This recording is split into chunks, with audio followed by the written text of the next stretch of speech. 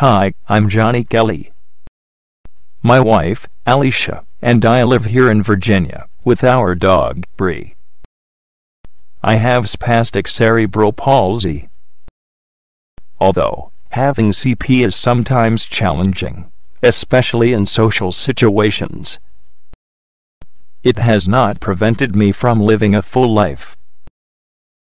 I don't find being in a wheelchair to be a hindrance or restriction.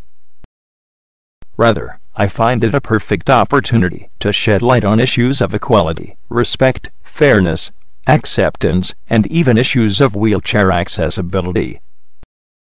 Being able to navigate my neighborhood should not be a privilege. It should be a right, like every other pedestrian. This is a street very close to my house. I have yet to figure out the logic of stopping a sidewalk halfway down the street. I mean, really? It's the same thing on this street. Maybe a quarter-mile down the street, a nice shiny new sidewalk starts. I know concrete usually doesn't shine, but this sidewalk is that new. Down there is all kinds of stuff. Restaurants, shops, Lowe's, even Walmart, and what redneck doesn't want to go to Walmart 2 or 3 times a week? So how do I overcome these obstacles? Well, being a redneck, I came up with a very redneck solution. I told you, I bet you've never seen a 4-cylinder car pulling a trailer with a wheelchair on it. I like to think of it as a very innovative and cost-effective solution, albeit not very convenient, especially if it's raining. It's pretty tough on my wife attaching the trailer, tying down the chair, and lifting the tailgate. She also has to drive me everywhere. As you can imagine, we turn a lot of heads rolling down the highway like this. Beyond the obvious need to be independent, to go where I want, when I want, in a safe manner. Beyond the inherent need for modern-day adults to have their own vehicle. Beyond the possibility of finally being able to drive my wife around, I publicly speak about disability issues.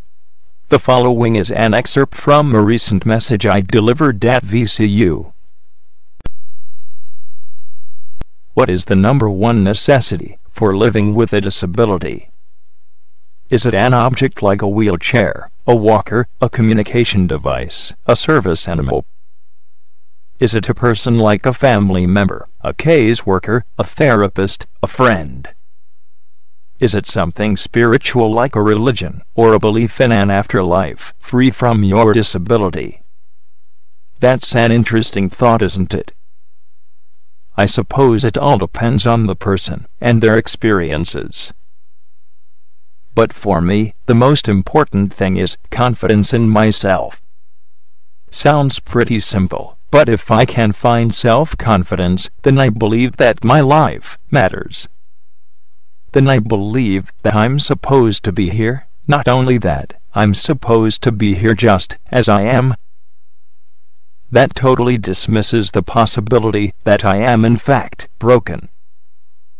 And if I'm not broken, then the hot little Barbie doll over here that wouldn't give me a second look because I'm in this wheelchair, she is the one with the problem, not me.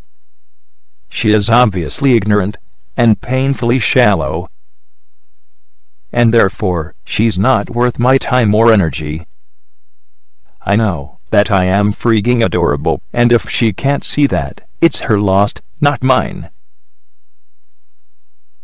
Confidence.